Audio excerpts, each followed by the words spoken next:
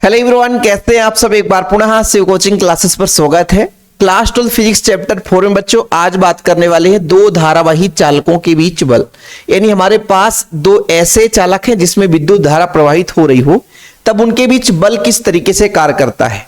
हो सकता है धारा की दिशा समान हो या धारा की दिशा विपरीत हो। चलिए शुरू करते हैं बच्चों। हम दो धारावाही चालक लेकर चलेंगे, एक PQRS या ABCD आप जो भी ले सकते हैं बच्चों।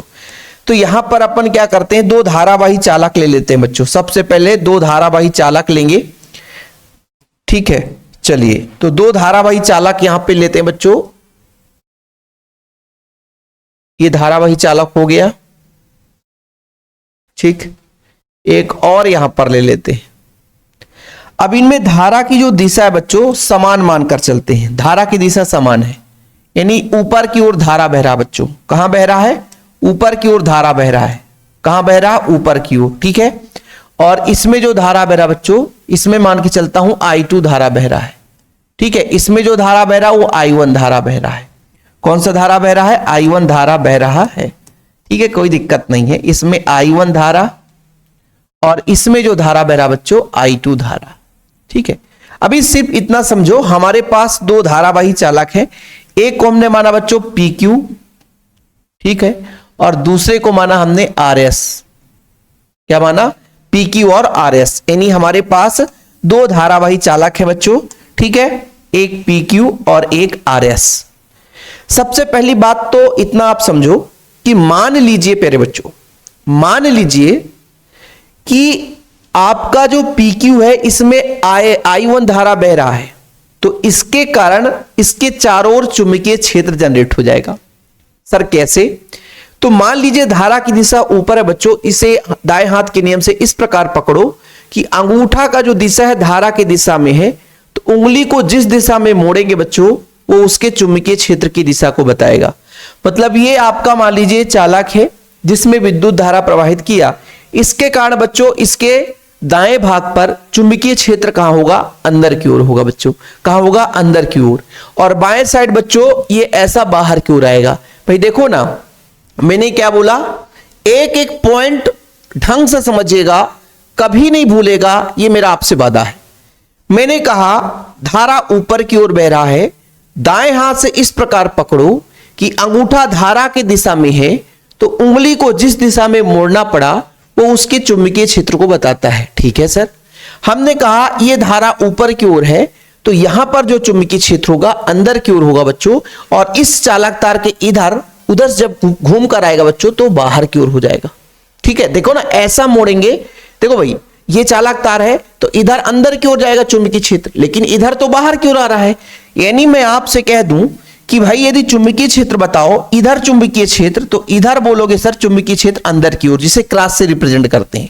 और इसके कारण यहां पे यदि चुंबकीय क्षेत्र बोलो तो बोलोगे बाहर की ओर, जिसे अपन इस तरीके से रिप्रेजेंट करते हैं। जब भी हम किसी भी तल के लंबवत अंदर की ओर चुंबकीय क्षेत्र को रिप्रेजेंट करते हैं तो बच्चों एक क्रॉस का चिन्ह लगाते हैं, और ये बाहर की ओर मतलब है ना, ये आ रहा है बच्चों। ऐसे ही बच्चों थोड़ा समझने की कोशिश करेंगे, पॉइंट समझने की कोशिश करेंगे कि मान लीजिए इसके कारण इधर तो चुंबकीय क्षेत्र अंदर की ओर, लेकिन बच्चों इस चालक तार के कारण ऐसे सेम है, तो इसके कारण इधर जो होगा वो अंदर की ओर, लेकिन इसके कारण यहां पे जो चुंबकीय क्षेत्र होगा बच्चों वो बाहर की ओर होगा, ठीक है। क्योंकि भाई साहब मैंने कहा धारा ऊपर बह रहा है, इसको इस तरीके से मोड़ो, इस तरीके से मोड़ा बच्चों तो चुंबकीय क्षेत्र बाहर की ओर, तो इसके कारण इधर चुंबकीय क्षेत्र बाहर की ओर और भाई दाएं साइड अंदर की ओर होगा। इतना क्लियर कि मान लीजिए धारा बह रहा बच्चों, दाएं हाथ से पकड़ा, धारा की दिशा अंगूठा की दिशा में है, तो जिस दिशा में मोड़ा बच्चों वो उसके चुंबकीय क्षेत्र को रिप्रेजेंट करता है। तो आपके बुक में कुछ इस तरीके से बना रहता है, परेशान मत होना बच्चों। जैसे मैं बात करता हूं कि इसके कारण यहां पे जो चुंबकीय क्षेत्र है वो अंदर की ओर है। कहां बच्चों? अंदर की ओर है। और इसके कारण इधर जो चुंबकीय क्षेत्र है वो बाहर की ओर होगा, क्योंकि भाई ऐसा है तो ऐसा मोड़ा हमने तो इधर तो अंदर जा रहा है, लेकिन इसके कारण जब इधर आएगा बच्चों तो बाहर की ओर आ जाएगा। चीजें क्लियर? यानी कोई चालक तार है तो भाई साहब जिस दिशा में ऐसा हमने उंगली को मुड़ा तो अंदर की ओर, लेकिन एक ऐसा दिशा होगा कि बाहर की ओर भी आएगा। ये चीज क्लियर है बच्चों, ठीक है। तो हमने मानकर चला कि पी क्यू आर एस दो लंबे सीधे चालक हैं जो कागज के तल के एक दूसरे के समांतर निर्वात में डी दूरी पर स्थित है। मतलब इन दोनों के बीच की जो दूरी है बच्चों वो डी है, ठीक है। इतना क्लियर बच्चों। अब मैं आपसे कह दूं कि भाई साहब I1 धारा के कारण एक चुंबकीय क्षेत्र जनरेट हो गया, ठीक सर। अब मैं कहता हूं कि I1 के कारण I2 पर एक बल लगेगा। क्यों? क्योंकि इसके कारण चुंबकीय क्षेत्र है, और चुंबकीय क्षेत्र में यदि मान लीजिए चुंबकीय क्षेत्र है बच्चों, और इस चुंबकीय क्षेत्र में एक धारावाही चालक तार रख दिया जाए तो इसमें जो लगने वाला बल है, इसमें I धारा बह रहा है, L लंबाई का चालक तार है, तो इसमें जो बल लगता है बच्चों I L B sin theta के बराबर होता है, ठीक है। आप समझिएगा ये बल कार्य करता बच्चों, यही बल हम निकालेंगे। लेकिन इसके लिए जरूरत पड़ेगा, हमने कहा धारा बहाया I2, ठीक है सर, I2 तो धारा बह गया, लंबाई हमने L मान लिया, ये भी ठीक है। लेकिन B कैसे आएगा? तो B हमें निकालना पड़ेगा। अब ये B कैसे निकलेगा? यदि आपके पास एक चालक तार है, उससे कुछ दूरी पर चुंबकीय क्षेत्र कितना होता है, तो बोलो सर ये तो हमने पढ़ा ही नहीं। ये चालक तार के अनंत चालक तार के लंबाई के कारण जो चुंबकीय क्षेत्र है वो सिलेबस से हट गया। लेकिन सिलेबस से भले हट गया बच्चों, लेकिन हमें उसे पढ़ना पड़ेगा। कि मैंने कहा कि आपके पास एक चालक तार है, इससे कुछ दूरी पर हम यदि चुंबकीय क्षेत्र निकालना चाहते हैं तो इसका फार्मूला होता है मुनि बटा यानी μ0/4 फिर बच्चों यहां पे आपका धारा का जैसे I1 के कारण है तो 2I1, और बटे में बच्चों दूरी कितना है जैसे D है तो D हो जाएगा। ये आपको फार्मूला याद रखना पड़ेगा। यदि दूरी R होता प्यारे बच्चों तो B बराबर हो जाता μ0/4 है ना 2I1 दूरी दोनों के बीच की, मतलब यहां से कि कुछ दूरी पर बच्चों R दूरी पर, तो R हम लिख लेते, ठीक है। तो ये किसके कारण हुआ कि भाई हमने कहा कि ये धारा I1 PQ पर बह रहा है, इसके कारण इसके चारों ओर जो चुंबकीय क्षेत्र होगा बच्चों, ये जो चुंबकीय क्षेत्र होगा जनरेट होगा, ठीक है। कुछ समझ में आया कि भाई साहब किसी चालक तार पर बच्चों हम जब विद्युत धारा प्रवाहित करते हैं तो उसके चारों ओर एक चुंबकीय क्षेत्र जनरेट हो जाता है, और वो जो चुंबकीय क्षेत्र जनरेट हुआ बच्चों जो मैंने कहा है ना। चलिए तो शुरू करते हैं बच्चों, है ना। जैसे मैंने कहा कि भाई साहब ये PQ है, PQ के कारण यहां पर जो चुंबकीय क्षेत्र है यानी RS पर जो चुंबकीय क्षेत्र है बच्चों वो कितना हो जाएगा, तो आप लोगों को बता दिया कि μ0/4। फिर बच्चों किस धारा के कारण हो रहा है? I1 धारा के कारण हो रहा है, तो I1 बटा दूरी कितना है D है बच्चों, ठीक है। चलिए तो शुरू करते हैं कि यदि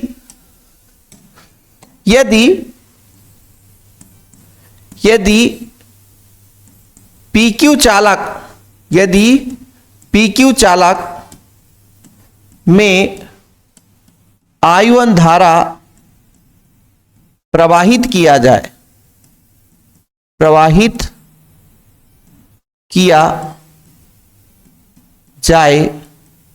तो जो चालक आपका बच्चों एक RS है के किसी बिंदु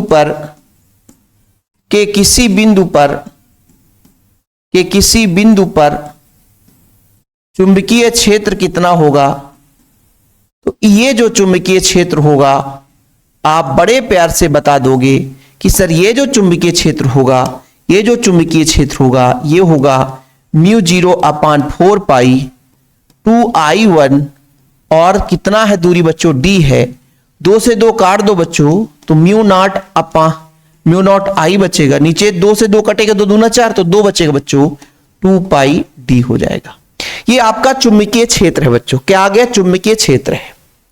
अब मैंने कहा कि भाई साहब यदि आप यहां पे इसको हटा दो, अब यहां पे एक चुंबकीय क्षेत्र जनरेट हो गया।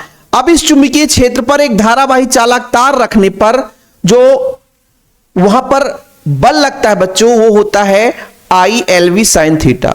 I मतलब कितना उसमें धारा बह रहा है, L मतलब इसकी लंबाई कितनी है, और sin थीटा धारा और बच्चों कोण कितना कोण बनाता है, मान लीजिए जो बल है चुंबकीय क्षेत्र के साथ थीटा कोण बनाता हुआ चालक तार रखा हुआ है, हो सकता है ना कि थीटा कोण के साथ चालक तार रखा हुआ है बच्चों, ये भी चीज तो हो सकता है। ठीक है, चलिए तो यहां पर थोड़ा सा मैं लिखूंगा कि भाई साहब अब हमने कहा कि भाई इसमें I1 धारा प्रवाहित, इस कण चुंबकीय क्षेत्र हुआ, लेकिन इस चुंबकीय क्षेत्र में हमने RS रखा, RS में I2 धारा प्रवाहित करें बच्चों तो RS पर एक बल कार्य करेगा। तो यहां पर आप लोग थोड़ा सा लिखिएगा बच्चों कि यदि, क्या लिखेंगे, यदि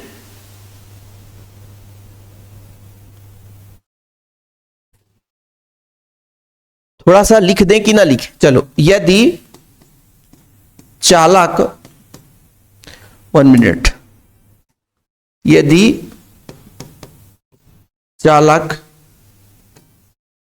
RS में I2 धारा प्रवाहित किया जाए, I2 धारा प्रवाहित, I2 धारा प्रवाहित किया जाए तो चालक RS पर लगने वाला बल,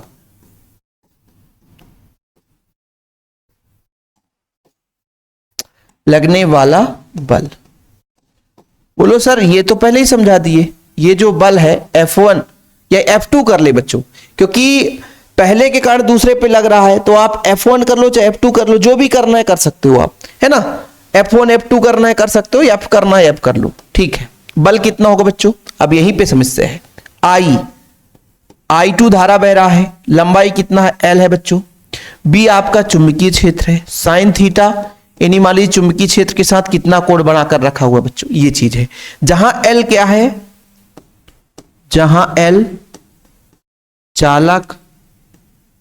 चालक RS की लंबाई है।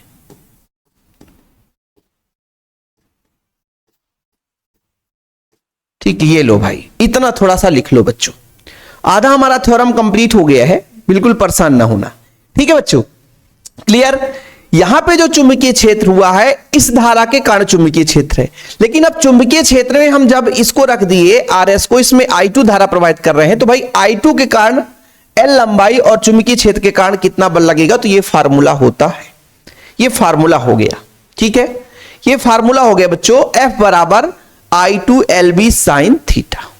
ठीक, अब आप सबको पता है कि भाई साहब मान लीजिए चुंबकीय क्षेत्र ऐसा जा रहा अंदर की ओर और धारा ऐसा है, चुंबकीय क्षेत्र ऐसा ना भाई, ऐसे ये आपका चालक तार, चुंबकीय क्षेत्र ऐसे ही जाएगा, और आपका एक और धारा मतलब एक धारा की दिशा जो आपके RS में धारा की दिशा ऐसे है बच्चों, चुंबकीय क्षेत्र अंदर की ओर जा रहा है, तो इनके बीच जो कोण बनेगा वो कितना डिग्री बनेगा, एक दूसरे के लंबवत होंगे बच्चों, 90 डिग्री कोण बनेगा। कितना डिग्री कोण बनेगा बच्चों, 90 डिग्री कोण बनेगा, है ना। तो यहां पर थोड़ा सा आप लोग लिखो, चूंकि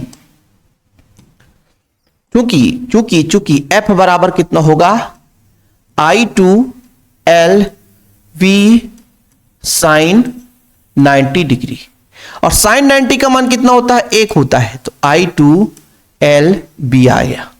अब यहां पर चूंकि लिखना पड़ेगा, चूंकि बच्चों B व I2 के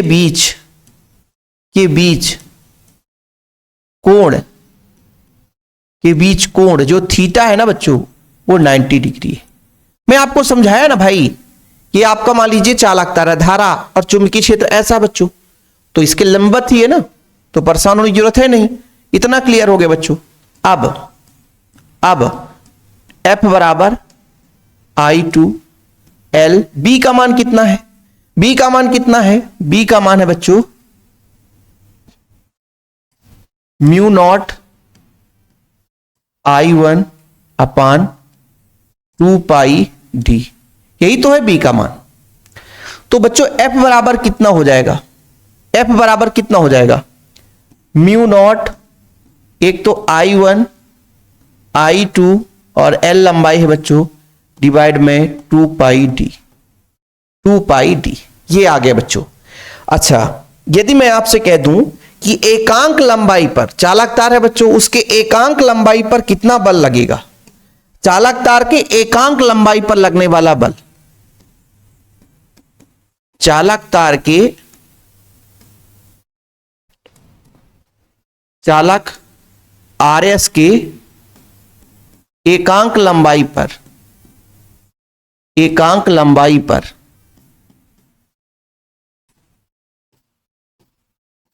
एकांक लंबाई पर लगने वाला बल।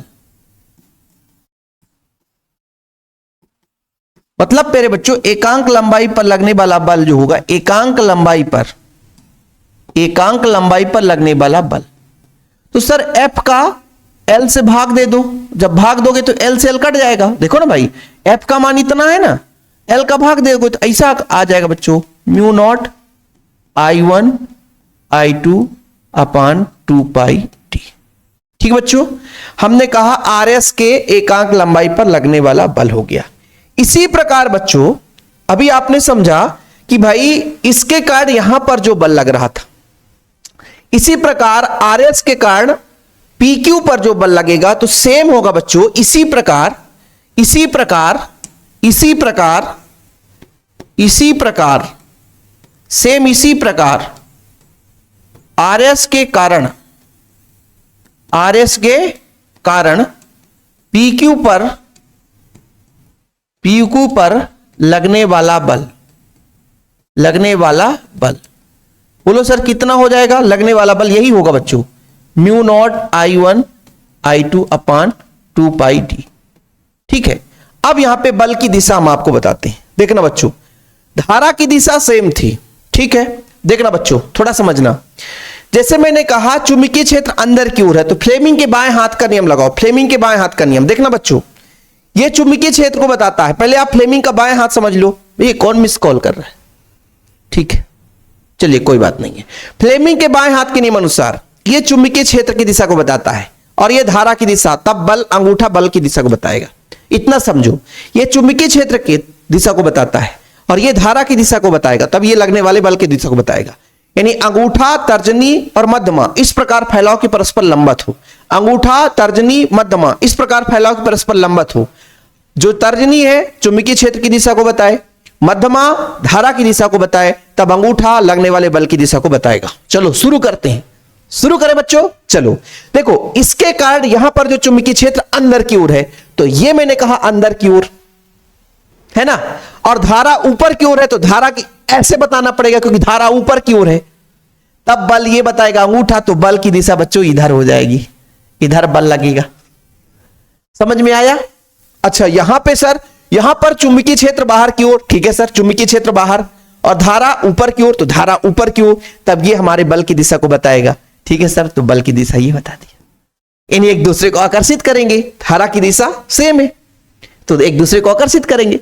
नहीं आया समझ में? अरे बाबू चिंता ना करो, आएगा। ये तो फार्मूला है, इतना तो फार्मूला है कि भाई पहले चालक तार के कारण दूसरे चालक तार पर बल और चाहे दूसरे के कारण पहले पर बल, बल तो सेम होगा। बस यदि धारा की दिशा सेम है, धारा की दिशा सेम है तो भाई साहब धारा की दिशा सेम होने पर एक दूसरे को आकर्षित करते हैं। कैसे? फ्लेमिंग का बायां हाथ चुंबकीय क्षेत्र की दिशा, ये धारा की दिशा, तब ये बल की दिशा को बताता है। मैं उसी तरीके से बनाऊंगा। देखना बच्चों, यहां पे चुंबकीय क्षेत्र अंदर की ओर है तो ये लो भाई, ये धारा की दिशा, धारा ऊपर है तो इसको ऐसा बनाना पड़ेगा क्योंकि धारा ऊपर बताए। ये चुंबकीय क्षेत्र अंदर की ओर है ना, तो ये जा रहा अंदर की ओर, ये हमारा धारा की दिशा ऊपर की ओर है तो ये ऊपर की ओर जा रहा है, तब ये बल की दिशा, तो ये लो भाई बल की दिशा हमने बता दिया। अरे सर यहां पे बताओ ना, अब यहां पे बताने के लिए चुंबकीय क्षेत्र अपना ऐसा होना चाहिए, तो चुंबकीय क्षेत्र भाई अब इसको हम इधर आ जाते हैं। मैंने कहा ना चुंबकीय क्षेत्र, तो चुंबकीय क्षेत्र इधर, तो इधर आ रहा भाई बाहर की ओर। यहां पे इसके कारण जो चुंबकीय क्षेत्र बाहर की ओर है, इसीलिए बोला जो पहले शुरू में नहीं पढ़ेगा लास्ट में पढ़ेगा तो उसको समझ में नहीं आएगा, जो लास्ट में पढ़ेगा शुरू में नहीं देखो उसको समझ में नहीं आएगा, है ना। शुरू का खत्म तो फिर लास्ट का खत्म। बाबू समझो भाई, देखो मैंने क्या कहा, ये चुंबकीय क्षेत्र भाई, यहां पे चुंबकीय क्षेत्र बाहर की ओर है, हाँ भाई चुंबकीय क्षेत्र बाहर, धारा ऊपर, धारा हाँ ऊपर की ओर जा रहा है, ऊपर की ओर जा रहा है, तब इधर बल लगेगा बच्चों, ये बल लग गया। लेकिन लेकिन लेकिन अब गौर से समझना माफ करना बच्चों, सर्दी जुकाम हो रहा है ना, पर डे विद्यालय जाना पड़ता है। अब फिर से समझना, इस बार थोड़ा सा ट्विस्ट आएगा कहानी में, ट्विस्ट आएगा, थोड़ा सा ट्विस्ट आएगा। थोड़ा सा ट्विस्ट ये आएगा कि अब हम धारा की दिशा को बदलेंगे, धारा की दिशा को बदल दें यार। अब कैसा होगा भाई, धारा की दिशा को बदल दें, धारा की दिशा को बदल दें। मान लीजिए धारा अब नीचे की ओर है, मान लीजिए ऐसा करते हैं, इसमें धारा ऊपर की ओर है, ऊपर की ओर है, लेकिन यहां पे धारा की दिशा नीचे की ओर है, विपरीत कर दिया। अरे बड़ी समस्या हो गई यार। यहां पे जो धारा की दिशा है ऊपर की ओर है, तो यहां पे जो चुंबकीय क्षेत्र है वो अंदर की ओर होगा, यहां पे चुंबकीय क्षेत्र अंदर की ओर होगा। लेकिन इसके कारण चुंबकीय क्षेत्र यहां पर कहां होगा, यहां पर कैसे होगा बच्चों, इसके कारण यहां पर चुंबकीय क्षेत्र, तो धारा की दिशा ऐसा बच्चों, धारा की दिशा ऐसा है। अब देखना, धारा की दिशा ऊपर नहीं है, धारा की दिशा ऐसा है, धारा की दिशा नीचे की ओर है, अंगूठा हमारा नीचे की ओर है। ठीक है बच्चों, यहां पर देखो, यहां पर देखो, यहां पर देखो, थोड़ा समझने की कोशिश करना। यहां पर देखो भाई, यहां पर धारा की दिशा हमारा यहां पे बच्चों, यहां पे देखना। तो हम इस प्रकार से पकड़ेंगे इसको, इस प्रकार से पकड़ेंगे, इस प्रकार से पकड़ेंगे बच्चों, ये ठीक है, ये हमारा बच्चों, ये मतलब अंगूठा जो है धारा की दिशा को बताएगा, अंगूठा जो है वो धारा की दिशा को बताएगा। और बच्चों हमारा जो उंगली है, जैसे मान लीजिए यहां पर तो हम दाएं हाथ पकड़े, देखो बच्चों ये दाएं हाथ है, ऐसा है ना, तो ये हमारा अंदर की ओर है। लेकिन जब यहां पर पकड़ेंगे भाई, यहां पर ऐसा देखो, अब देखना ना ऐसा, तो अंदर की ओर जा रहा है। तो इसके कारण इधर कैसे, क्योंकि धारा नीचे की ओर जा रहा है, धारा नीचे की ओर जा रहा है, इसके कारण यहां पर अंदर की ओर चुंबकीय क्षेत्र, यहां पर अंदर की ओर चुंबकीय क्षेत्र, कहां, अंदर की ओर चुंबकीय क्षेत्र, मतलब यहां पर भी अंदर की ओर चुंबकीय क्षेत्र होगा। समझने की कोशिश करना बच्चों, फिर समझना, ये दायां हाथ है, धारा ऊपर की ओर जा रहा था, धारा ऊपर की ओर, तो भैया अंगूठा धारा की दिशा में, तो चुंबकीय क्षेत्र कहां, अंदर की ओर, तो इसके कारण इधर चुंबकीय क्षेत्र अंदर की ओर। लेकिन सर इस धारा के कारण इधर चुंबकीय क्षेत्र कैसा होगा, तो समझना, धारा कैसा बच्चों, नीचे की ओर, तो हम ऐसा नीचे की ओर अंगूठा लगाएंगे। अब इसके कारण इधर चुंबकीय क्षेत्र देखो ना, किधर मोड़ना पड़ रहा, ऐसा मोड़ना पड़ रहा, अंदर पर, तो अंदर ही चुंबकीय क्षेत्र। और जब चुंबकीय क्षेत्र, तो फिर फ्लेमिंग का बायां हाथ ये चुंबकीय क्षेत्र को बताता है। ठीक है सर, ये चुंबकीय क्षेत्र को बताएगा। ये हमारा धारा की दिशा, देखना बच्चों, चुंबकीय क्षेत्र अंदर की ओर, चुंबकीय क्षेत्र अंदर की ओर, ये धारा की दिशा को, तो धारा की दिशा को भाई, ठीक है सर, धारा की दिशा को, धारा ऊपर, तो बल कहां, बाहर, इधर लग गया। बड़ा खतरनाक हो गया यार सर। चलो, मजा आएगा। इस बार चुंबकीय क्षेत्र अंदर की ओर, ठीक है, चुंबकीय क्षेत्र अंदर की ओर, धारा की दिशा नीचे की ओर, ये तो धारा ही बताता था, धारा की दिशा नीचे की ओर। अब ये हमारा अंगूठा, अब हाथ ही नहीं दिख रहा होगा आपको, ये हमारा अंगूठा बच्चों, ये अंगूठा है, ये देखो ना, ऐसा हमने किया तो अंगूठा इधर लग रहा है। अब आपको ऐसा दिखाता हूं, अब दिखेगा। अब देखो ना भाई, ये मेरा चुंबकीय क्षेत्र अंदर की ओर, ये मेरा धारा की दिशा, तो नीचे की ओर, तो बल इधर लग रहा बच्चों, बल इधर लग रहा। तो एक दूसरे के विपरीत, जब धारा की दिशा बदल देते हैं तो एक दूसरे के विपरीत बल कार्य करने लग जाता है। ठीक है, इसी चीज को समझने के लिए आप 2 बार 3 बार देखो, तब क्लियर हो पाएगा बच्चों। ठीक है, इसलिए यहां पर आपको देखने को मिल जाएगा कि यदि दोनों चालक तारों को विद्युत धारा की दिशा समान रखी जाए बच्चों, तो फ्लेमिंग के बाएं हाथ के नियमानुसार PQRS की दिशा में बल लगेगा तथा दोनों एक दूसरे को आकर्षित करते हैं। लेकिन धारा बदल देने पर बच्चों एक दूसरे को प्रतिकर्षित करते हैं, ध्यान रखना, नोट डाउन कर लेना। बाकी कोई बच्चे यदि नोट्स चाहता है तो कॉन्टैक्ट नंबर आपके लिए बच्चों मात्र 100 रुपए का चार्ज लगता है। कॉन्टैक्ट नंबर मेरा पर्सनल नंबर है 96 85 29 91 49। ठीक है, मात्र 100 रुपए में नोट्स आप लोग प्राप्त करें, बिल्कुल हैंड रिटेन नोट्स बच्चों, प्रॉपर तैयारी के लिए। और नोट्स जरूरी रहता है, कोई भी बच्चा यदि प्रॉपर तैयारी करना चाहता है तो उसके पास प्रॉपर नोट्स होना चाहिए। वीडियो पसंद आए तो लाइक करके शेयर जरूर करें बच्चों। जय हिंद, वंदे मातरम।